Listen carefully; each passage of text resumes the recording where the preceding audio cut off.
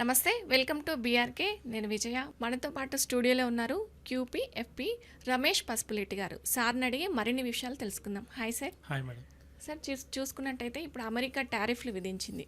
So ఇది market మీద ఎలాంటి ప్రభావం చూపిస్తుంది అంటారు? అసలు పాజిటివ్ ఏంటి, నెగిటివ్ ఏంటి? డెఫినెట్గా కొద్దిగా నెగిటివ్ ఇంపాక్ట్ అయితే ఉంటుంది. ఇప్పుడు వరకు వరల్డ్లో అన్ని కంట్రీస్ యూఎస్కి ఫ్రీగా ఎక్స్పోర్ట్ చేసి, మనం కూడా ఏంటంటే యూఎస్ నుంచి వచ్చే లగ్జరీ గుడ్స్, కార్స్ కానివ్వండి, లేకపోతే ఇంకా చాలా లగ్జరీ గుడ్స్ మనం యూఎస్ నుంచి తీసుకుంటాం. సో వాటన్నిటికి కూడా మనం 100% ట్యాక్స్ వేస్తున్నాం. ఓకే. ఆల్మోస్ట్ అన్ని కంట్రీస్ కూడా 100% ట్యాక్స్ వేస్తున్నాం యూఎస్ నుంచి వచ్చే వాటికి. కానీ యూఎస్కి మనం ఏం చేస్తున్నాం, ఫ్రీగా ఎక్స్పోర్ట్ చేస్తున్నాం. ఇప్పుడు యూఎస్ వచ్చి ఇన్ని రోజులు ఎందుకు పట్టించుకోలేదంటే వాళ్ళకి కావాల్సినంత అమౌంట్ ఉంది, మనీ ఉంది, హ్యూజ్ వనరులు ఉన్నాయి. 35 crores జనాభా, అంటే జనాభా కూడా తక్కువే, ఎందుకంటే వాళ్ళ ల్యాండ్ బ్యాంక్తో పోలిస్తే. సో మన ఇండియా చిన్న ల్యాండ్ బ్యాంక్ అయినా కూడా హ్యూజ్ పాపులేషన్ ఉంది, పర్ క్యాపిటల్ ఇన్కమ్ కూడా ఎక్కువ అక్కడ. సో అంటే మన ఇండియాలో వచ్చేసి ఓన్లీ $2,000 ఉంది, అంటే ఆల్మోస్ట్ 15,000 per month మన ఇండియాలో. అక్కడ యావరేజ్ వచ్చేసి ఆల్మోస్ట్ 6 lakhs per month ఉంది వాళ్ళ ఇన్కమ్. సో మన ఇండియన్ ఇన్కమ్ చూస్తే ఓన్లీ 15,000 per month ఉంది. సో వాళ్ళకి అన్ని వనరులు ఉన్నాయి కాబట్టి వాళ్ళు ఇన్ని రోజులు దాని గురించి పెద్ద పట్టించుకోలేదు. కాకపోతే ఇప్పుడు ఏమైందంటే యుఎస్ డెట్ పెరిగిపోయింది. యుఎస్ ఎకానమీ వచ్చేసి ఆల్మోస్ట్ $30 trillion. వాళ్ళే ఇప్పటికి కూడా వాళ్ళే నెంబర్ 1. కానీ వాళ్ళ అప్పు చూస్తే ఇప్పుడు $39 trillion అయింది. అంటే వాళ్ళ గవర్నమెంట్ సెక్యూరిటీస్ అంటారు. ఇప్పుడు మన ఎట్లాగో గవర్నమెంట్ ఆర్బీఐ బాండ్స్ ఇస్తుంటుంది. సో ఇలాంటి గవర్నమెంట్ సెక్యూరిటీస్, గిల్డ్ సెక్యూరిటీస్ అంటుంటారు. అలాగే వాళ్ళది కూడా యుఎస్ AAA రేటింగ్ బాండ్స్ వాళ్ళే, అంటే చాలా సేఫెస్ట్ బాండ్స్. వాళ్ళ బాండ్స్ చైనా కొన్నారు, కొన్ని దేశాలు ఉన్నాయి, మనం కూడా ఎంతో కొంత కొనే ఉంటాం. సో ఇవన్నీ కలిసి వాళ్ళది $39 billion అయిపోయింది. యాక్చువల్గా యూఎస్ అంటేనే డెట్ నార్మల్గానే, ఫస్ట్ నుంచి కూడా యూఎస్ ఎకానమీ ఎలా బిల్డ్ అయిందంటే డెట్ మీద బిల్డ్ అయింది.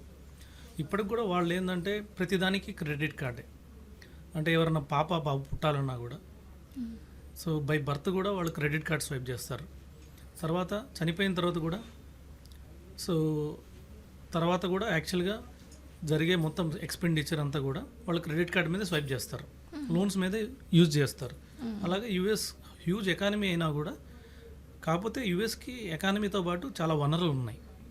సో కానీ అక్కడ ఏంటంటే మ్యానుఫ్యాక్చరింగ్ లేదు. యుఎస్ ఏంటంటే ఫస్ట్ నుంచి పాపులేషన్ కొంచెం పొల్యూషన్ తగ్గించుకోవడానికి మ్యానుఫ్యాక్చరింగ్ అంతా అవుట్సోర్సింగ్ ఇచ్చేసింది. ఎక్కువ ఏంటంటే చైనాకి వెళ్ళిపోయింది, మ్యానుఫ్యాక్చరింగ్ అంతా చైనాకి వెళ్ళిపోయింది. చైనాకి వెళ్ళిపోయి ఏమైంది, చైనా వచ్చేసి వరల్డ్లో 41%, వరల్డ్లో అందరూ ఉపయోగించే ఇంట్లో మనం డైలీ యూజ్ చేసే ప్రతి ఒక్కటి, సో 41% చైనా నుంచి వస్తాయి.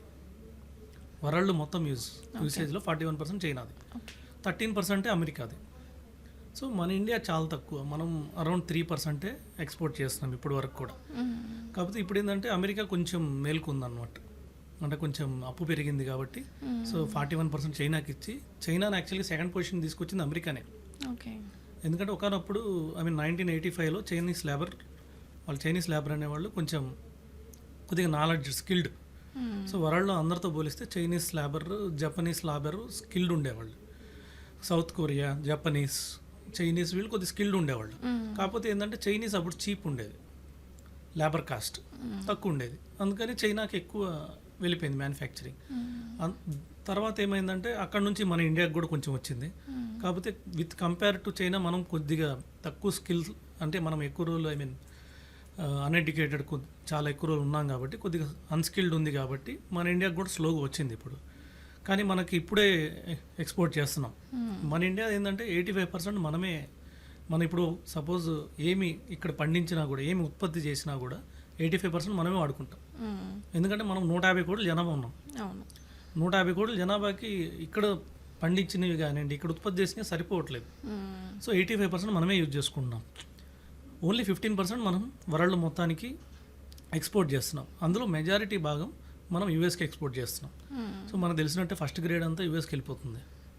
మీరు వినే ఉంటారు, ఫ్రాన్స్ కానివ్వండి, ఇలాంటి సో ఇలాంటి మెయిన్ ఏదైనా కానీ మనం సో కాటన్ కానివ్వండి, టెక్స్టైల్స్ కానివ్వండి, ఏదైనా కానీ ఫస్ట్ గ్రేడ్ లెదర్ కానివ్వండి మన ఇండియా నుంచి యూఎస్కి వెళ్ళిపోతుంది. సో ఇన్ని రోజులు ఏంటంటే మనకి ఇక్కడ ఫార్మా, ఐటీ ఇవన్నీ యూఎస్కి వెళ్ళిపోతాయి. ఇన్ని రోజులు ఏంటంటే మనం ఇక్కడ నుంచి మనకు వాళ్ళు ఎక్స్పోర్ట్ చేసినప్పుడు 0 ట్యాక్స్ ఉండేది కాబట్టి మనం ఎంజాయ్ చేసాం ఆ బెనిఫిట్స్. ఎందుకంటే ఇక్కడ మనకు 10 రూపీస్ పడింది అనుకోండి ఒక వస్తువు, అక్కడికి పోయి మనం 50 రూపీస్కి అమ్మాము.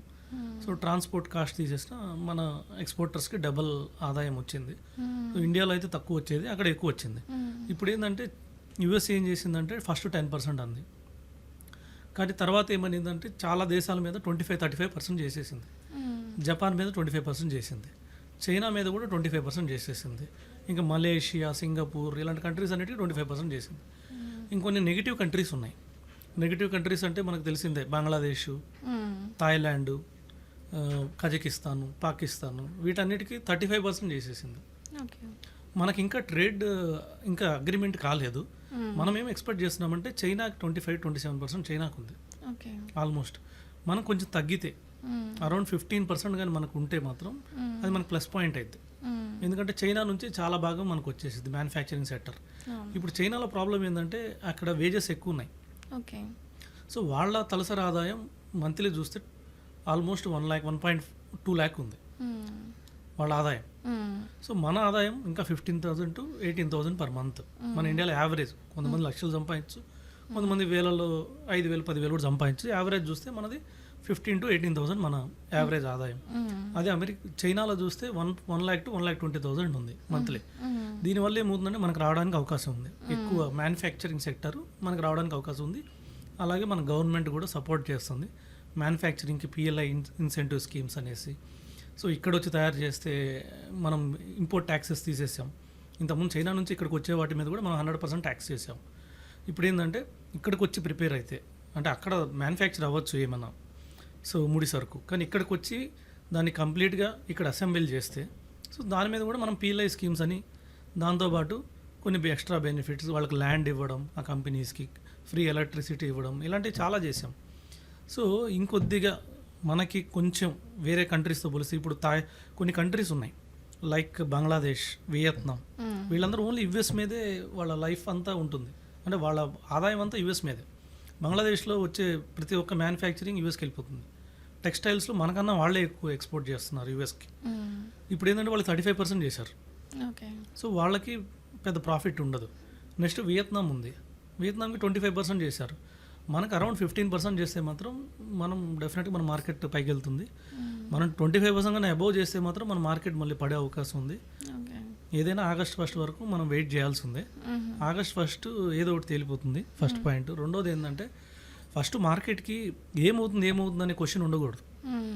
మార్కెట్కి ఒక ఈవెంట్ ఉండకూడదు. 1వ తారీఖు ఏమైందంటే అటో ఇటో ప్లస్ పాయింట్, ఏదో నెగిటివ్ పాయింట్, ఏదో ఒకటి వచ్చేస్తుంది, తేలిపోతుంది. దాంతో తర్వాత డెఫినెట్గా మార్కెట్ ఏది వచ్చినా కూడా మార్కెట్ డైజెస్ట్ చేసేసుకునేది. Okay sir, thank you so much sir. Welcome అండి.